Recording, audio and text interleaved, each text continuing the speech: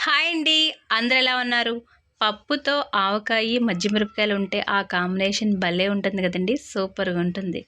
ఇది బొబ్బరి పప్పు చారండి. బొబ్బరి పప్పుతో గారెలే కాదు, పప్పు కూడా చేసుకోవచ్చు. దీనికోసం ముందుగా మనం బొబ్బరి పప్పుని తీసుకొని 2 సార్లు శుభ్రంగా ఈ పప్పును కడిగి, అందులో ఒక 2, 3 గ్లాసులు వాటర్ పోయాలండి. తర్వాత ఒక 2 టమాటాలు, 5, 6 పచ్చిమిరపకాయలని కట్ చేసి వేయాలి.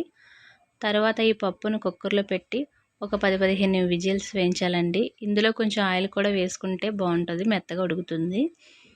ఆ తర్వాత వేరే గిన్నె తీసుకొని అందులో ఒక 5, 6 బెండకాయలను, ఒక పెద్ద ఉల్లిపాయలను ముక్కలుగా కట్ చేసి వేయాలండి. ఆ తర్వాత ఒక స్పూన్ పసుపు, ఒక 2 స్పూన్ల కారం, ఒక స్పూన్ సాల్ట్ వేసి బాగా కలుపుకోవాలండి.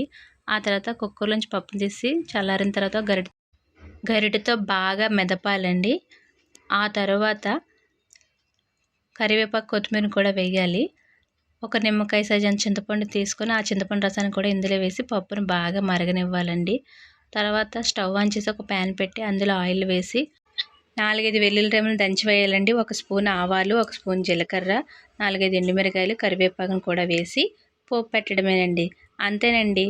ఎంతో టేస్టీ బొబ్బరి పప్పుచారు రెడీ. ఇది వేయించిన పప్పు అండి. పప్పు వేయించుకుంటే బాగుంటుంది. నా వీడియో మీకు నచ్చితే లైక్ చేయండి, షేర్ చేయండి, సబ్స్క్రైబ్ చేసుకోండి. Thank you.